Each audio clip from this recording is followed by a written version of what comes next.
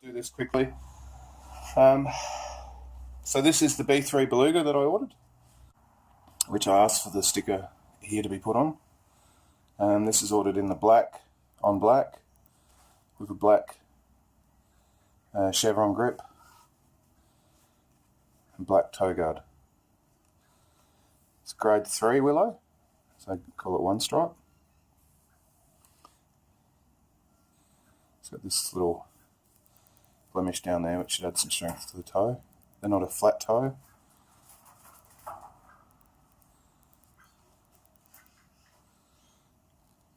Grain's alright, uneven. There's a big one here, bigger, thin, normal. So it's grade 3 willow. Bit of heartwood running down here.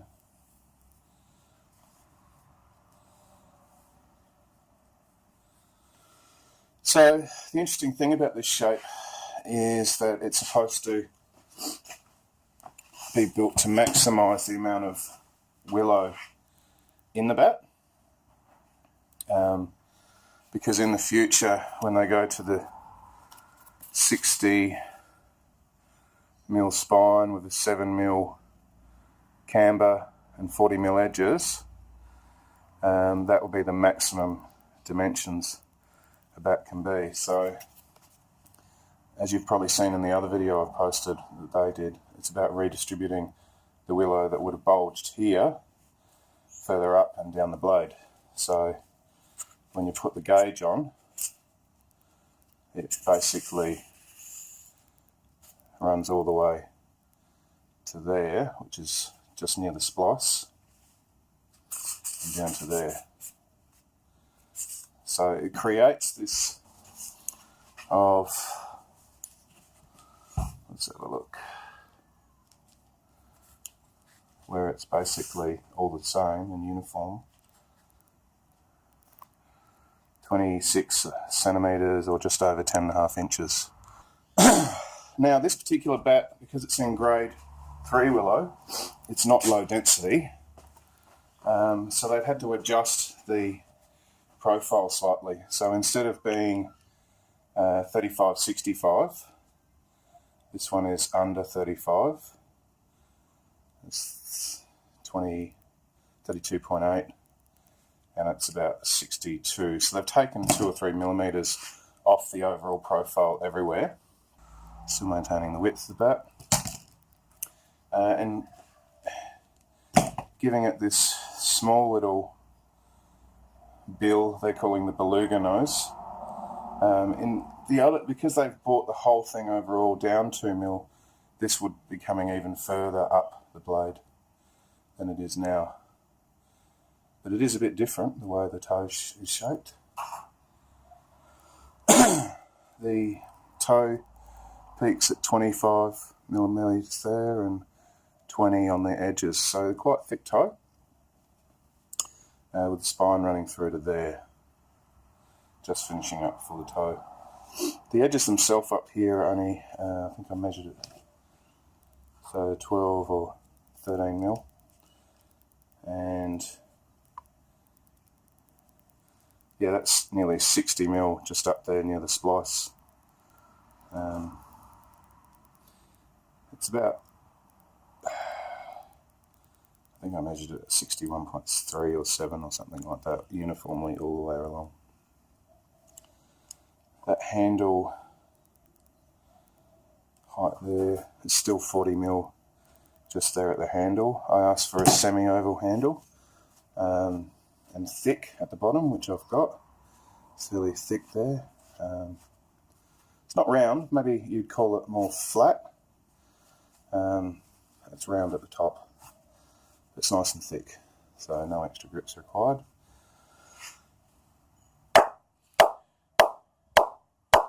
So nothing there. It's already going.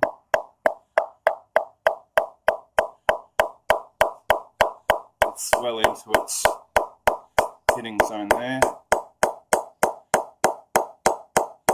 Much sweeter here in the middle. Still going. Still going. So it's probably starts to ping there.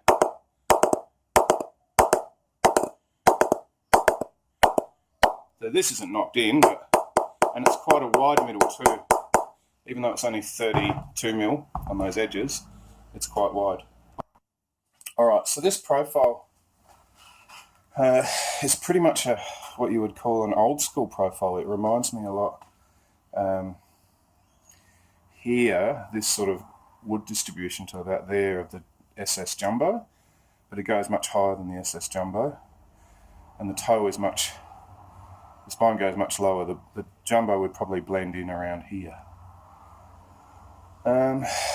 So because of this weight distribution with more wood up here in this area to a conventional bat, you get this really good balance. You can see there I'm balancing it on my finger, and there's a lot more weight up above in the handle area, this area, than you would have on a conventional bat.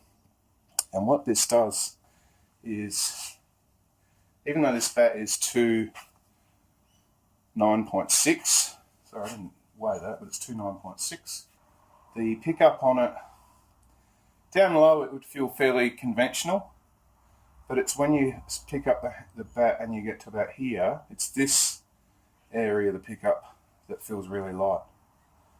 So if I'm picking up the bat here, I wouldn't know that I'm using a near 210 bat. I'd probably think I'm using maybe 2.8.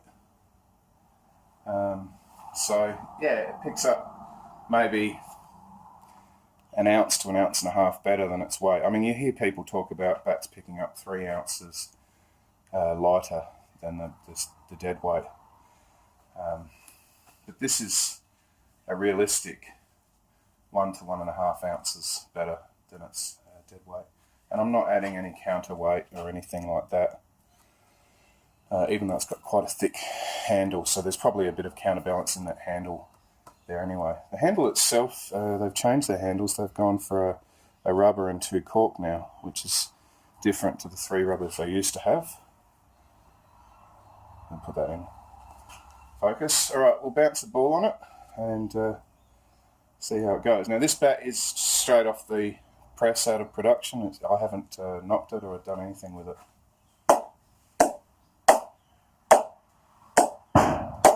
Jeez.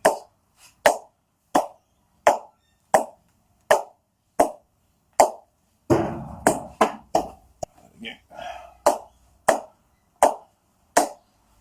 Down near the toe. Feels lovely down near the toe. And up in the middle and high, still going.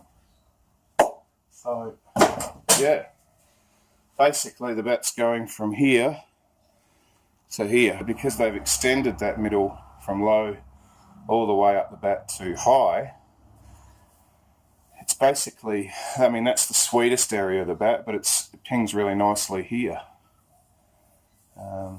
which is unusual. I mean, normally for a mid bat, when you're hitting down here, you wouldn't get as much action as you're getting in this bat. So there you have it. Very unusual shape from B3. And I think, as they've said, once you get over the unusual shape, it's got a long, forgiving middle with lots and lots of wood in it.